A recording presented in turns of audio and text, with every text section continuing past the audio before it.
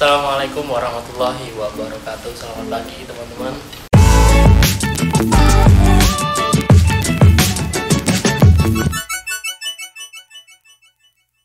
Apa kabarnya? Sehat-sehat semua kan? Oke, kali ini aku bakal nge-vlog lanjutan video yang kemarin, vlog yang kemarin. Kan aku udah janji bakal review berapa sih gajiku ya, terkhusus gajiku di Korea, di pabrik aku. Dan ini slip gaji yang aku terima ini slip gaji bulan Februari bulan Januari yang aku terima di tanggal 10 Februari. Jadi di pabrik aku itu gajiannya per tanggal 10. Oke, sebelumnya aku bakal kasih informasi sedikit bahwa kan banyak yang ngomong kalau gaji di Korea itu besar. Ada yang bilang 20 juta, ada yang bilang 30 juta, ada yang bilang 40 juta. Wah, 40 juta per bulan coy. Kalah kali ya gaji-gaji DPR ya. Oke, itu semuanya bisa terjadi. Bisa terjadi. Gaji segitu 40 juta, 30 juta itu bisa terjadi di Korea ini. Tinggal tergantung sama keadaan pabriknya. Kalau pabriknya bonafit atau pabriknya yang bagus, punya jam kerjanya banyak, yaitu nggak menutup kemungkinan gajinya itu di atas 20 juta. Nah, tapi aku bakal review gajiku dan sedikit kasih tahu berapa sih UMR-nya gaji di Korea tahun 2020. Gaji di Korea tahun 2020 itu mengalami kenaikan sekitar 2,berapa% gitu lah. Yang di tahun 2019 itu gajinya per jam. Jadi di sini itu digajinya per jam. Jadi berapa jam kerjanya. Kalau tahun 2019 itu kalau nggak salah gajinya 8.350 dan sekarang mengalami kenaikan. Ini kita baca dulu. Ini punyaku ya. Datang nggak? Tijare. Jadi orang-orang pabrik itu kenalnya itu bukan Tizar, karena orang Korea itu kalau ngomong Tizar itu susah. Jadi harus ada belakangnya kayak gitu. Jadi nama aku itu di pabrik itu dikenal sebagai Tijare. Oke, sekarang gaji per tahunnya, per bulannya, per jamnya itu naik 8.590.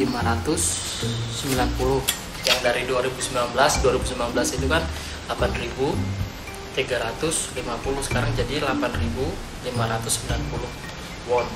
Jadi mengalami kenaikan sekitar ya sedikit lah. Kita berapa persennya hitung ya, karena aku tidak pandai matematika. Oke, lihat ya di sini ya. Nih, lihat di sini dulu. Di sini 8.590 dan ini ada Chulgen. Chulgen ini waktu kerja atau waktu aku masuk kerja. Waktu aku masuk kerja itu ada 18 hari. Dan genmu itu waktu kerjanya, maksudnya berapa lama aku bekerja. Jadi waktu kerja aku itu ada 200 jam dan ini Chulgen ini aku masuk 18 hari. Kok sedikit banget masuknya? Karena di bulan Januari di bulan Januari kemarin tuh banyak liburnya di sini nih.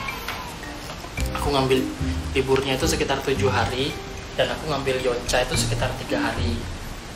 Jadi ya itu tetap digaji, tapi ya jatah cutinya itu dipotong. Dan selama 18 hari ini kerja, 200 jam kerja ini dikalikan dengan ini dan hasilnya 1.718.000. Ini gaji pokok aku selama 18 hari kerja. Di sini ada juga ini kelihatan nggak ya? Yonca Sutang. Kelihatan nggak?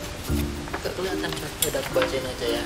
Ini ada tambahan 206.000 itu selama aku 3 hari. Aku kan ngambil yonca tuh 3 hari. Nah itu aku libur dibayar, istilahnya ngambil jatah cuti lah, tapi tetap dibayar. Itu ada 200.000. Nah jadi dijumlahin dari 1.718.000 ditambah 2 juta ditambah 206.000 itu jumlahnya. Ini gajiku nih, ini gaji kotornya segini, 1.900 24.160 won. Nah, itu belum dipotong ya, masih ada potongan yang lainnya pokoknya.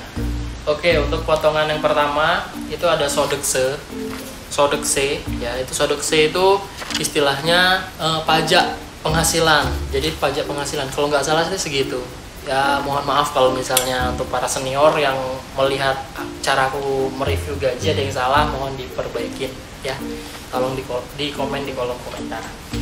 Sodekse ini itu pajak penghasilan, pajak dari penghasilan kita itu dipotong. Jadi dari 101.924 itu pajaknya 17.580. Dan itu ada lagi Gukmin Yonggem itu aku dipotong 68.000. Sayang sekali nih, Gukmin Yonggemku dipotong jadi 86.000. Yang awalnya Gukminku itu 90.000. Aku pernah sempat tanya kenapa kok bisa turun, karena penghasilan pabriknya juga menurun, jadi Gukminku menurun. Kenapa aku kok sedih, istilahnya kok rada nggak suka kok Gukminnya turun, karena Gukmin ini nanti bakal kembali lagi ke kita. Jadi seandainya kita dipotong 90.000 ya, kita dipotong 90.000, nanti pihak pabrik itu juga dipotong 90.000. Nah, setelah kontrakku habis dan aku pensiun, misalnya pensiun dari sini aku pulang ke Indonesia, itu nanti uangnya kembali ke aku semua. Jadi yang uang pabrik yang dipotong 90.000 itu nanti juga ke aku. Jadi jumlahnya yang balik lagi ke aku itu 180.000 ya segitu, bener 180.000 nanti balik ke aku semua. Nanti dihitung berapa tahun aku di sini begitu. Dan selanjutnya ada potongan Gisuk Sabi. Nah, Gisuk Sabi ini potongan asrama ini. Jadi asrama ini dipotongnya 100.000 per bulan. Itu udah meliput kayak listrik dan semua lah. Tapi nggak tahu nanti bulan depan, soalnya kemarin pihak pabrik pada ngeroeng kan tagihannya lebih banyak daripada biasanya. Oke, di sini juga ada potongan Gonggang Bohom itu asuransi kesehatan ya, istilahnya sama seperti BPJS lah. Itu potongannya banyak. Itu potongannya ada 52.600. Tapi ya itu untuk kita juga sih, untuk kembali ke kita juga kalau kita sakit. Itu nanti kan kita bisa mendapatkan keringanan dari asuransi ini. Dan misalnya terjadi kayak kecelakaan kerja atau seperti apa, itu nanti kita kan nggak membayar semahal itu karena kita punya asuransinya. Dan akhirnya dipotong-potong semuanya, itu jumlah potongan semuanya itu ada 240.600. Jadi dari 1.924.160 won itu dipotong 240.600 won, itu jadi aku menerima bersih gajinya sebanyak 1.683.560 won. Nah, itu gajiku. Jadi jangan selalu beranggapan nih dengerin nih, jangan selalu beranggapan bahwa yang kerja di Korea itu gajinya banyak. Nggak tentu, nggak semuanya kayak gitu, karena tergantung dengan pabriknya. Dan jangan beranggapan di Korea tuh enak, di Korea itu enak jalan-jalan tok. Iya, karena kamu ngeliatnya cuma jalan-jalan tok, nggak ngerasain gimana kerjanya, gimana ininya kan nggak ngerasain. Jadi ya pokoknya ya segitulah pokoknya, entah gimana mau ngomong apa saya. Oke, dengan naiknya gajinya kan udah mulai naik. Itu yang ada sisi positifnya, ada enaknya, ada enggaknya juga. Enaknya ya gajinya sedikit naik dari biasanya, tapi nggak terlalu berpengaruh sih, karena apa ya, semua dari mulai gaji naik misalnya nih ya, nanti semua bahan-bahan makanan itu mulai naik semua. Yang pasti satu, nanti yang mulai naik bahan makanan pasti naik. Kedua, biaya transportasi itu juga naik. Ya dibilang sedikit banget lah ininya perubahannya nanti, beneran. Apalagi naiknya cuman 2,berapa% ya. Tapi ya tetap harus disyukurin, harus belajar lebih bersyukur lagi, dan harus kuat. Tinggal sekitar 2,5 tahun. Harus kuat. Fighting. Nah, begitulah gajiku. Jadi aku nerima bersihnya cuma 1.683.560. Ya bisa dibilang kecil di gaji segini di Korea untuk aku ya, untuk maksudnya untuk keseluruhan itu bisa dibilang kecil, karena ini 1.600.000 ini aku belum potongan kayak aku nanti makan, aku jajan, aku itu belum, itu baru gaji udah dipotong dari pabrik lah. Tapi ya gimana, emang rezekinya segitu, disyukurin karena Allah tuh udah ngasih rezekinya ke orang itu udah adil. Mau gimana caranya ya, gajiku bulan ini ya ini segini, mau caranya gimana tetap segini aku terimanya, karena Allah itu maha adil. Dan tadi mau ngomong apa lagi ya, oh ya, kalau kayak gajinya yang dapat kayak 30 juta, 40 juta itu karena pabriknya bonafit dan waktu kerjanya itu lama, jadi ada lemburan.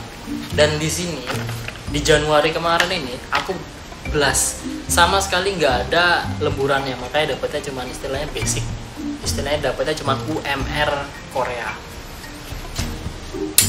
Oke, mungkin itu ya yang aku sampaikan di vlog kali ini tentang review gaji. Kurang dan lebihnya nanti boleh di komen di kolom komentar, dan jangan lupa di share ke teman-temannya, dan mohon doanya aku di sini selalu kuat. Oke, karena rasanya udah kayak mulai rada bosen di Korea ini, pengen cepat-cepat pulang, pengen menemui keluargaku, menemui someone, dan ya katanya pengen cepat nikah. Alhamdulillahirrahmanirrahim, vlognya selesai, janjinya sudah dibayar karena aku janji kemarin kan mau nge-review ini. Terima kasih udah nonton videonya sampai habis. Untuk berbagi cerita di negeri yang penuh dengan drama ini, jangan lupa like, komen, dan subscribe, dan share ke teman-teman yang lainnya. Aku akhiri, assalamualaikum warahmatullahi wabarakatuh.